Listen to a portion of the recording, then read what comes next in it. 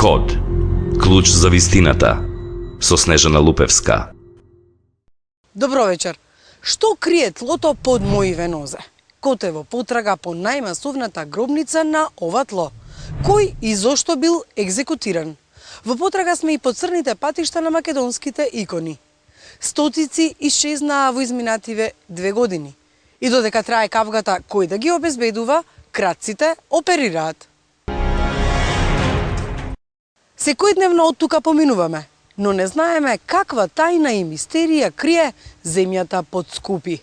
Токму на овој локалитет археолозите открија масовна гробница. Екзекутирани биле точно 184 луѓе. Но што се случувало овде во историјата? Истражуваше Миомир Серафиновиќ.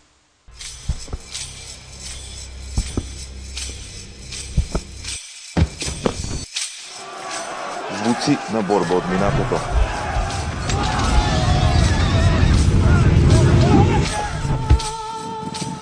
Преплетени со тишината и мирот на сегашноста. Некогаш бурно и во боите на Римската империја. Сега полно урнатини. И полно со мистерии. Во овие археолошки ископини се крие тајната на најголемата масовна гробница во Скопје. Ја откриле археолозите за време на ископувањата на оваа парцела покрај улицата Скупи во Скопје. Локацијата е крстена како западна некропола на античкиот град Скупи. За време на археолошките истражувања пред очите на научниците се појавила неверојатна слика. Огромна гробница со многу скелети. Откако Код слушна за информацијата, тргна по трагите на откритието.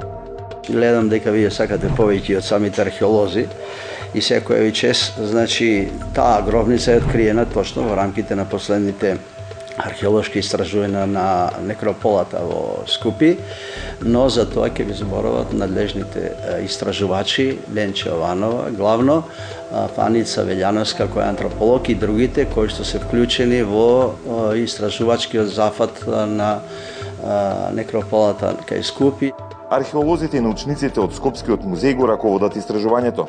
Велат дека се уште се работи на откритието. На науката ќе треба повеќе време за да го одработи важното откритие. Код стапи во контакт и со историчари, експерти за тој период, кои би биле причините за смртта на 184 луѓе погребани во иста гробница во античкиот град на Римската империја. Досната антика сигурно дека нудела неколку можности за жал за некој таков катастрофален момент.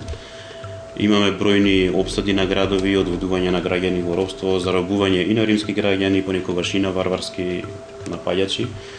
Така да од тој аспект на војна и на агресија можности има. Во случај на епидемија може нешто тако да се појави, а во Македонија имало огромна епидемија во 3-тиот век, негде во 50-тите и 60-тите години. Повторно се враќаме на античката романска локација. Парцелата е во приватна сопственост на компанија за увоз на автомобили.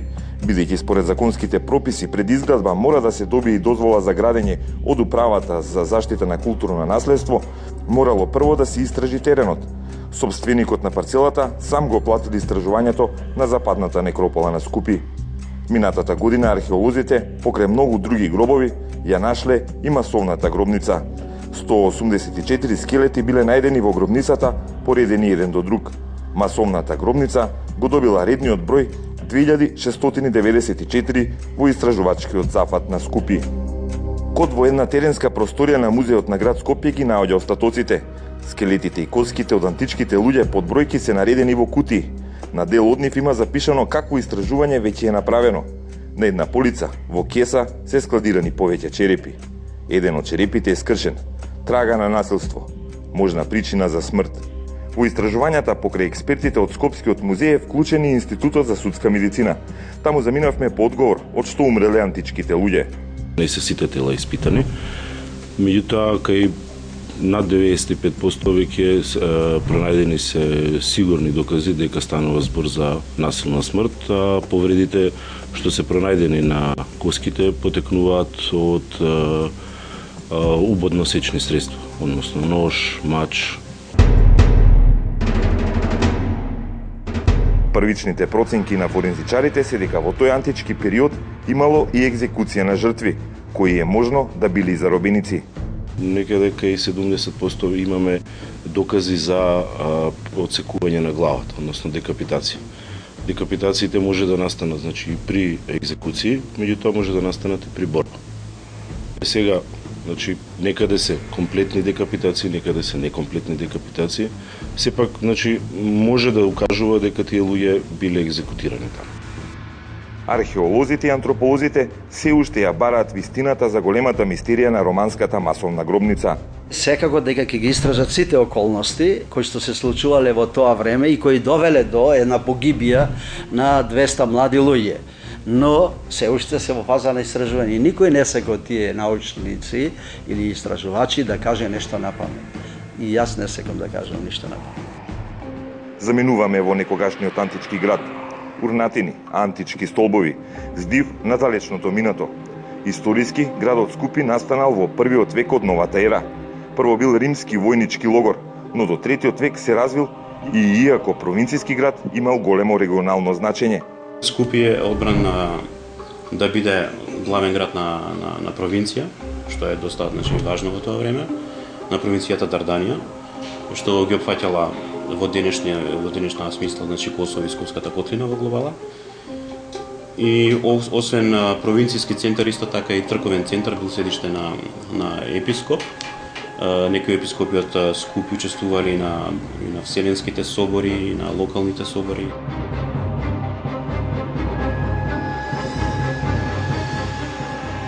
Кога Скупи ќе се развие како еден прав град, внатре веќе имаме, значи, театар, има бањи, има цивилна базилика, има христијански базилики, што, значи, сведочи за еден доста развиен живот. Значи, во вториот век, во третиот век, до средината на четвртиот век, дека градот веројатно го имал својот момент на едно нормално, пристојно градско живење.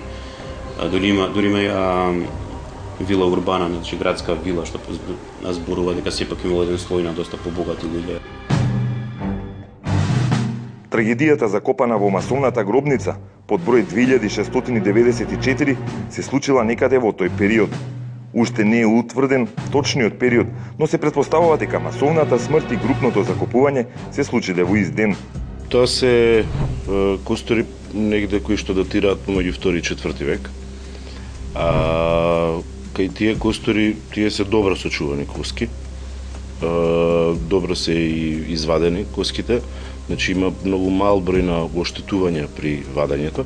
Тогаш, пред 17 века, за провинцијските римски градови отпочнува опасноста од големи варварски атаци од север. Можеби тука е причината за појава на една масовна гробница.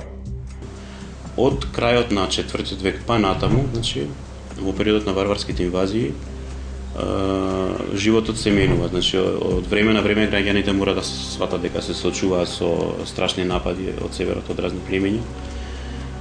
Често пати мора да го напуштат градот, да се засолнат во некоја планина, во некој збег, односно рефугиум, некој утврдување, па да се вратат. Често пати граѓани се одведувани во робство, така да и Скупи сосема е можно да доживел некој од тие перипети. Историчарите ќе ги чекаат прво откритијата на археолозите, потоа и тие ќе се зафатат со работа. Но сите научници Скупи ги возбуди. Им упати сериозен предизвик, стар колку што е античкиот град. Предстојат големи истражувања.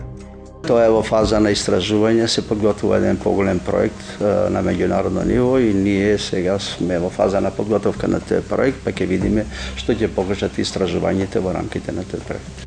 Но за истражувањата се потребни и пари. Сега беше чисто ентузијастички, меѓутоа кога се дојде до одредени наоди, за сето тоа потребни се финанси. Доволно финанси ние немаме, значи да се посветиме како што сакаме да се посветиме и како што се посветуваме на секој наш професионален предизвик и сигурно се потребни финанси во опрема, финанси во смисла на проширување на резултатите што сакаме да ги добиеме, од типот на колку се стари тие коски таму, со сигурност чии коски се, одредување на генетски материјал, одредување на начинот на повредување, местото на дали биле, значи прво таму, дали целата случка е таму случајна или на некое друго место, потребни се потеклото на тие луѓе, дали припаѓаат на овој регион или се од некаде донесени или дојдени. Македонските научници не се предаваат пред мистеријата која исплете големиот колеш, чии жртви се закопани во масовната гробница во западната некропола на античкиот град Скупи.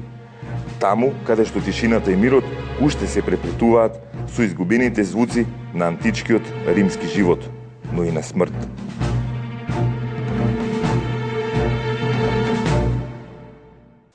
Коти понатаму останува во потрага каква ќе биде разврската на мистеријата на ова епохално откритие. Кој и зошто бил убиен овде? Како да немаат ниту вера, ниту нација и не се плашат од Бога, затоа што крадците во Дебарско, Струшко и Охридскиот регион крадат дури и на Божик. Од ова место украдени се над стотици икони. Веќе 2 години трае расправијата меѓу Македонската православна црква и државата, кој треба да ги обезбедува напуштените цркви и манастири. Меѓутоа кражбите течат, а крадците не се фатени.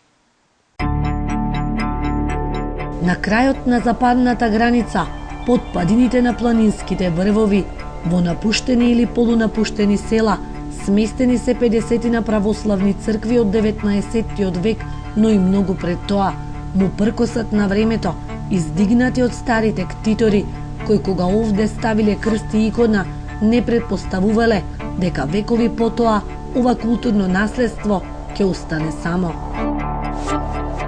Зиме ги штити само снегот, оти одваја прооден патот до храмовите, лете сонцето, кое можеби ќе ги умори оние кои сакаат да стасаат до нив.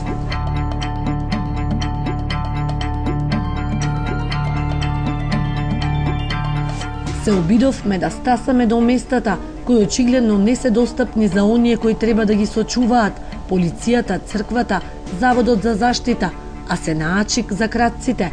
Луково е само едно од селата во Долни Дримкол, кое порано беше општина, но сега е заборавено од сите, освен од трагачите по црковни богатства. Слично е и во Малесија. На секој 3 месеци има нова кражба. Рече си и нема црква која остана поштедена од арамиите. За мене е мощно интересно како не може, ама баш буквално никој да се открие кој е крадецот, каде е крадецот. Доаѓа, снимаат на разни начини, се прават некои напори, демек се чини нешто, всушност нема ништо. Ограбени беа храмовите Света Варвара и Свети Атанасије во Луково, 2 цркви во Јабланица, Безево, Модрич и Дренов. Од иконостасите исчезнаа највредните икони од 19 век, насликани од зоографот Аврам Дичов, еден од последните ученици на Дебарската зоографска школа. Беа одземени и вредни со векови стари црковни книги. Струшкиот крај беше најпогоден на изминатите години. Еве 4 години веќе помина од првите кражби кои се случи овдека. И тоа во континуитет сите овие години во различити интензитети се случуваат такви кражби и тие не престануваат. Еви сега пред известно време имаше повторно такви обиди. Инаку ние уште пред 4 години која почна првите кражби, свативме дека ова е сериозен проблем и анимиравме повеќе институции. Ниту светците, ниту крстовите не ги заплашуваат разбойниците, оти очигледно не се плашат од Божја казна. Рече си, сите кражби се идентични. Сторителот насилно со употреба на алат ги крши бравите, влегува во светите храмови и оттука ги одзема највредните икони од олтарот. Жителите се сомневаат дека станува збор за криминална група од соседна Албанија, која од поодамна оперира на овој простор. Тие веруваат дека крадците со помош на списоци знаат што точно да однесат. Тоа е интересно да се влезе в ноќа во било која црква тамо и сега се знае како да се има список која икона има вредност, која нема, или влегуваат, значи, на вистина луѓе кои се стручни, ептен по таа работа, или пак влегуваат луѓе со некој список кои знаат икона број таа и таа има вредност, другата нема и ред други работи. Сакам да кажам дека не би го рекол тоа дека јас знам дека луѓето биле од Албанија или луѓето биле од Македонија. Ниеден човек, еве нека и он надвор, без подршка однатре, не може да оперира не само во црквите, туку и по домовите и било каде. Но не само соседите. Според сознанијата на Код, овде влегува човек кој добро го знае теренот. Не е исклучено тој да е локален свештеник или вработен в црква. На помош има и проценител, лице кое добро се разбира што е вредна и стара икона, а што не. Веројатно правеле од комоцијата што ја осеќале у моментите дека тие навистина нема да бидат од того загрозени тука, па имале време за да се качат и на иконостас, да симнат икони, да извадат и повеќе време присуство црквата нивно е бидено, така да не верувам дека тоа има некој однапред некој сценарио каде што некој би влегол и би ги означил тие икони, па овие извршителите после би влегли и би ги барале. Нивните сомнежи ги потврди полицијата. Пред 2 години откри криминална група од Албанија. Со Мерцедес ноќе оперираа во дримколските храмови. Минатата година, бегајки разбојниците, направија сообраќајка кај Блато, излетаа од патот во Ендек. Во возилата имало 20 икони. Господ ги спасил скапоценностите. Мерцедесот се запалил освен багажникот во кој беа сместени иконите. Полицијата ги пронајде, но не и сите кратци. Забележувајќи ја полицијата, тие двајца ги фрлија иконите на страна и избегаа, односно се обидоа да побегнат, но беа фатени од страна на полициските службеници. Двајца албански државјани беа во притвор, но судот ги ослободи, а што е уште пострашно, возилото со кое го вршеа криминалот им беше вратено. Голема е загуба за културата и за богатството на македонската православна црква, но исто така и за македонскиот народ и воопшто за македонската култура, бидејќи се однесени, како што рековте, можеби над 100 икони во последниве неколку години. Дури некои беа, како што е случај со Луко, беа фатени арамиите, судиите ги ослободи. Мештаните веруваат дека селата во Малесија и Долни Дримкол, распослани на самата граница со Албанија, се лесен плен за кратците, бидејќи нема полициска станица. Веќе неколку години бараат враќање на полицијата во Луково. Во моментов, во целата погранична област, каде живеат 4000 луѓе, има само еден полициски службеник во смена, кој е немоќен да се справи со најмало нарушување. Јас сум најголемиот поборник и бев во полиција, ме викае заради тоа и бев во полиција, за да се врати најмалу 16 души, 20 полицајци да имат во полиција, а не сега само еден или и тој затворен однатре. Па не може тоа. Едно од најбитните полициски станици во западниот дел на Македонија едноставно прекрати да работи. Денеска во неа работи вработен еден полицајец кој е тука, меѓутоа без некои посебни овластувања или некои посебни можности да може да допринесе за посебната безбедност. Црковните одбори велат не се финансиски моќни да ги заштитат црквите, немаат пари за алармни уреди и сигурносни врати. Не може, немојме. Обезбедување на цркви треба да се обезбеди од митрополијата, од архиепископија да се обезбеди обезбедување. Алармите и камерите нема да помогнат, бидејќи селата се пусти, нема луѓе, вели владиката Тимотеј. Во едно село има 2,5 старци по 85 години кои не се способни себе си да се гледат, а не да слушнат аларм или пак да идат евентуално да припомогнат на арамиите или на неканетите гости. Проблемите не ги реши ниту идејата на МПЦ и музеот да се соберат највредните икони од црквите и истите да се заклучат во депо. Голем дел од црковните одбори се противеа, сметајќи дека местото на иконите им било во храмовите. Кратците се обидоа да влезат и во депото на Централната црква Свети Ѓорѓија во Струга. Сепак, добро обезбедено, успеа да зачува дел од бесценетите црковни артефакти, но беа ограбени иконите од црквата.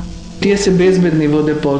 Ги има во Охрид, ги имам и во Скопје, значи во депоа на институции, каде сега се најбезбедни и додека не се направи една генерална стратегија што понатака, тие би останале таму.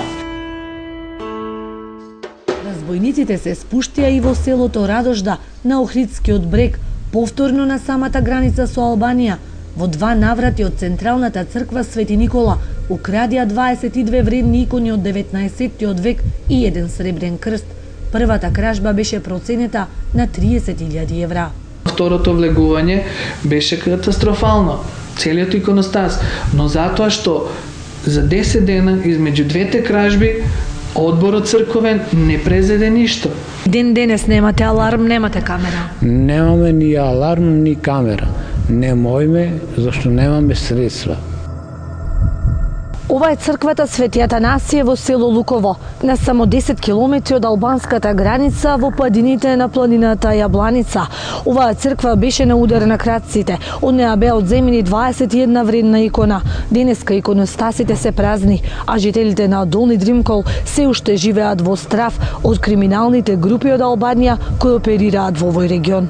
Тука е една отворена порта кон Албанија и групата што беше фатена беше дојдена од Албанија. И после тоа веројатно заминува некаде Италија и Западна Европа.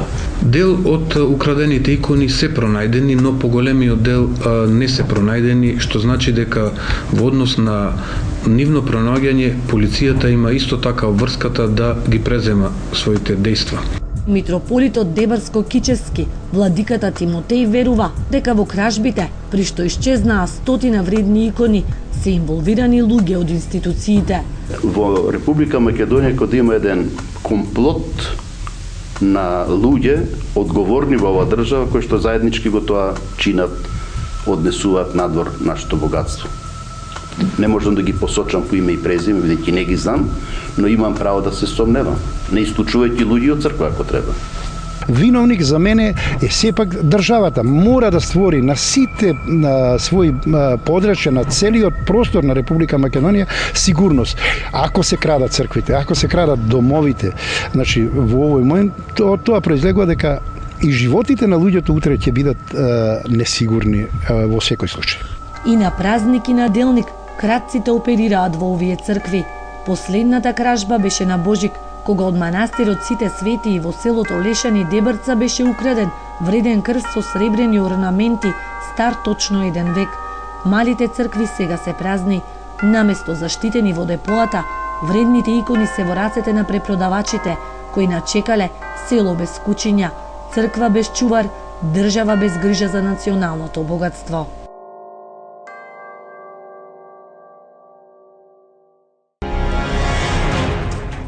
Во Македонија има околу 2000 цркви, а 22.000 икони. Но оваа бројка не е точна и конечна, затоа што никој не направил попис на македонските историски вредности во црквите. А можете иконите да ги најдете на аукциите во Швајцарија, Австрија, дури и Лондон. Но кој и како ги носи дотаму? Од Радожда и Луково, од Крушево и Охрид, истражуваше Маја Јовановска. Благословение си, Господи, научи мја оправданием Твоим. Ангелски собор удивися, зря Тебе ме прихменившася. Кога верниците доаѓаат в црква, бараат мир, влегуваат со верба во Бога и со молитви за здравје. Иконите се светост, пред кои се поклонуваат и се прекрстуваат во името на Светото Тројство. Благословение си, Господи, научи мја оправданием Твоим. Но сите верници во ликот на светците не гледаат со почит и восхит. Иконите за некои се предмети без духовна вредност. Свети Ѓоргија, Дева Марија, Исус Христос, Свети Климент, Свети Никола не значат ништо за крадците. Во нив гледаат само како на неколку илјади евра. Во последните 2 години на подрачјето на Струга, Охрид и Дебар, пред се во напуштените села и црковни објекти, имаме регистрирано 19 кражби од црковни објекти, од кои што од 16 цркви се украдува околу 120 на икони. На мета на крадците се црквите и манастирите кои се оддалечени од населените места. Вредните икони се оставени на милост и немилост. Се чуваат само со еден клуч на портата, во Божиот храм, арамиите како да се добре дојдени. А тие точно знаат каде се иконите кои имаат голема вредност, од кои можат добро да заработат. До кои им шепнува дека во некое запустено село има икона стара 2 века. Јас немам информации. Секако информации би требало да ја побарате од МВР, Министерство за внатрешни работи, бидејќи ние не сме таква организација, но ја можам да предпоставам и имам некои лични сознанија дека тоа би требало да морало да биде всушност организирана акција и се уште е таа организирана група функционира и оперира на просторите во Западна Македонија. Се работи за една или повеќе групи кои што работат на исти идентитен начин и загрижувачки е тоа што во повеќето објекти се бирани икони. Значи, тоа укажува на постоење на некоја врска или спона на човек кој што ги знае состојбите. Состојбите и во самата црква, состојбите и безбедносни од кај да се влезе и од кај да се излезе. И значи се бираат иконите по иконописец, по вредност. Последната кражба на вредни икони се случи во декември, во црквата Свети Никола во Радожда. 2 пати во еден месец беше оплячкана црквата која се наоѓа сред село и беа украдени 22 икони од 19 век. Никој ни чул, ни видел ништо. Тево во близина сме тука, да може да се обавеси самата црква да има тако што справа некоја што требит, например. И да одма ќе стане човек и ќе ги најде, а вака како ќе ги најдеш. За тоа ли е крива управата за заштита културно наследство и надлежните институции? Тие не се должни, ниту можат да ги чуваат така црквите како што некои посакуваат и како што некои кажуваат и како што некои прокламираат во јавност. Во Македонија има 1890 цркви и 22.000 икони. Во некои селски цркви, освен локалниот клисар или поп, никој не знае што всушност има и колкава е вредноста на древните икони. Регистар на икони не направила ниту црквата, ниту државните институции. И едните и другите се обвинуваат дека не го штитат црковното богатство, а тоа им одговара на крадците. Тоа е префрлење топката од едни на други. Одговорни се сите. Одговорна е Македонската православна црква, заедно со црковните одбори, одговорна е државата. Државата е одговорна во нас смисла, во колку што има таму интерес, како што има и црквата интерес. Ние ниту имаме можност, ниту имаме потреба. Би требало да направиме некои хангари за депо, а не тоа се станува збор за илјадници икони, не е за една или за две. Меѓутоа, тие попречија за да во некои села кај што имаше првоначална согласност да се највредните земат, со интервенција на управата тие остана да зимуваат на милост и на немилост. Дали ќе ги дочекаме во пролет, не знам. Код се обиде да го дознае патот на иконите, од црквите во Македонија до приватните колекции на некој богаташ. Според нашите информации, крадците оперираат по нарачка. Купецот е познат, а точно се знае вредноста на иконата или крстот што треба да се украде. Одат во група од 3 до 5 луѓе, а меѓу нив секогаш има проценител кој ги знае вредностите на македонското културно наследство. Тој е кртот, човек вработен во државна институција, а е врзан со локалните попови и клисари. Од црквите, по нелегални патишта иконите се изнесуваат во Грција или Албанија, а потоа се продаваат на познатиот купец или се нудат на аукции. Во некои аукцијски куќи во Австрија, Швајцарија и Германија, за кои што на интернет има адреси од тие куќи, меѓутоа има адреси и има податоци за она што тие легално го прибрали и го продаваат. Меѓутоа, ако ќе се обратите во куќата таму, ќе најдете во депоата и све што не е легално и може да се испазарите, значи надвор од таа аукција што е јавна. Се наште такви икони македонски? Се наште во минатото, се наште многу икони. Имаме неколку црни аукции на овие предмети. Едната е во Хамбург, во Германија, може да има и на други места. Во Лондон исто така да одредена количина на овакви предмети може да се најдат кај колекционери, пенсионирани колекционери кои собираат такви предмети, иако има и во некој музеј. Трифон Костовски е единствениот приватен колекционер во Македонија. Вели дека нема што нема во својата колекција. Ги купувал артефактите со една единствена цел – да останат во Македонија. Од раните 90-ти години јас сум можеби единствениот кој што беше собирач на сето тоа што се нудеше на црниот пазар во Македонија. Дали од артефакти, дали се крстови, дали се токи, дали се едно културно наследство, се со цел да сето тоа не добие нозе, да не испадне од земјава, туку да остане овдека. Но една од крадените икони завршила во негови раце.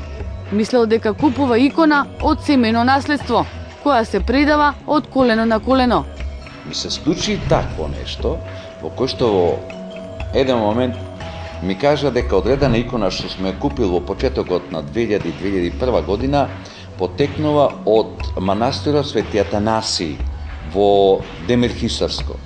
Верувате ми, оно момент што го дознам тоа, веднаш ја задов иконата, ја однесе во манастирот и се случи нешто што не вообичаено. Како да простри во оној момент кога влего во тоа манастирче, како да простри една внатрешна сила во мене дека буквално иконата се враќа на своето место таму кај што припаѓа.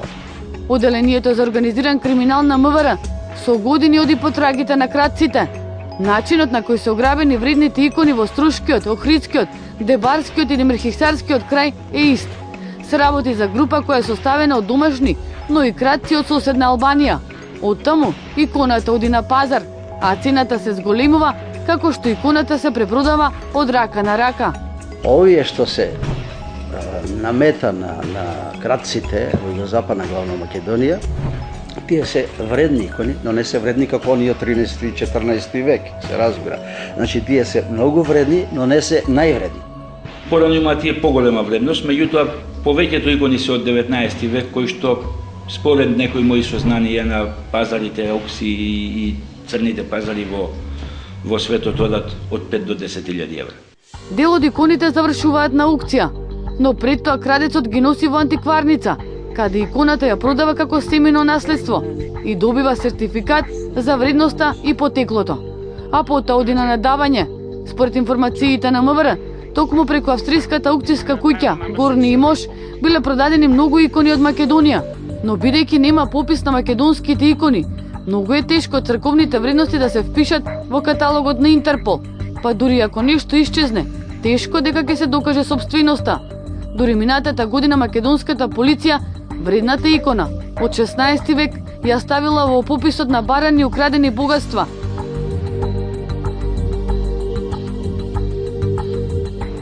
Црковното богатство ниту сега, ниту во комунизмот не е доволно заштитено. Во социјалистичка Македонија системот беше таков што црквата беше маргинализирана. Во тој период од Божите храмови исчезнале стотици вредни икони. Најголем грабеж пак по мене према овие сите анализи што се направени негде од 65-та до 72-3 година, каде по некоја проценка мислам дека 80 и нешто икони, вредни икони се украдени. 74-та година, да биде иронијата уште поголема, од тогашниот републички секретаријат за внатрешни работи, сега Министерство за внатрешни работи, донесена наредба да се уништат сите досија кои се воделе за пријавени кражби на икони, на предмети од цркви и слично, така да се рачунало дека тоа веќе не е битно, не е важно. За разлика од селските цркви, во градските иконите се заштитени.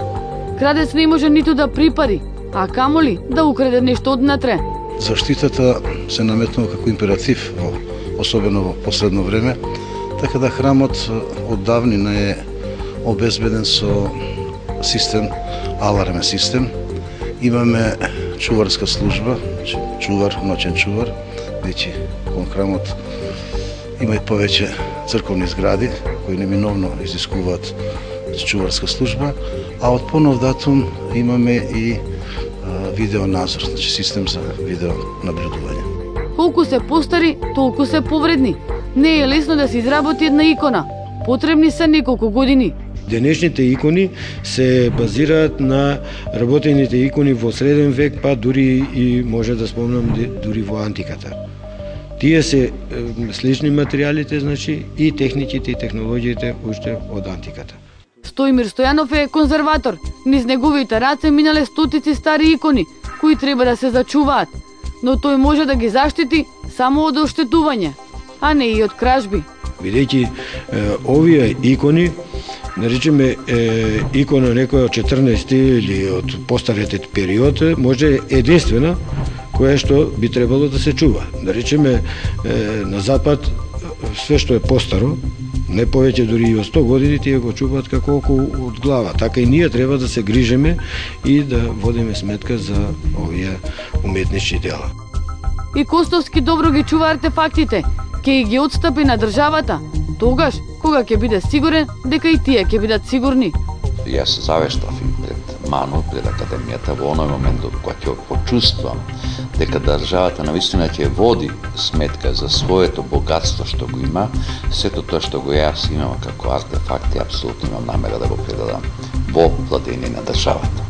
Најстарите икони кои се наоѓаат на македонското тло се 5 икони од 14 век. Тие се чуваат во депото на МПЦ. Може да се видат само на светски изложби, каде со гордост се покажуваат древните црковни вредности на нашата држава, но МПЦ и управата на Паско или немаат желба или стратегија за да ги заштитат другите илјадници икони. Последен наш предлог беше да организираме ние заедно со надлежните институции, например за Југозападна Македонија, да речеме најповеќе Заводот и Музеот Охрид, да направиме една акција по тие запуштени села, цркви и манастири и да ги собериме по список оние вредни икони, па да ги привремено депонираме во некое депо во Завод и Музеот во Охрид или во некоја друга институција, сеедно каде, но да се заштитени на тој начин. Кога тоа требаше да се реализира, се појавува поголема институција републичка, така наречена конзерваторски или не знам како го се нарекуват, или управа за заштита, кој што вели црквата не е викана да ги заштитува, туку е конзерваторски центар или не знам какви се институции републички кои што ќе ги заштитуваат. Со тоа ги остават на милост и на немилост. Дел од украдените икони допрва ќе се појават на пазарот. Може би негде се складирани, чекаат подобри времиња за транспорт или чекаат купец. Подобар купец, односно повеќе пари. Мене ми е, да кажам, многу чудно толку време, значи 2 години имаме од првата кражба, да не се појави нешто на пазарот, да речеме така. Не кради. Ова е еден од Божите заповеди. Само Господ знае и тие лично што посегаат, колку се верници, дали се верници. Никој не знае дали крадците ги стига казна од Господа, но она што е најважно, треба да се казнат барем според кривичниот законник, а иконите да се чуваат, онака како што доликува да се заштити историското богатство. Ако тоа не се стори, ќе дојде денот кога верниците ќе се крстат пред бели ѕидови.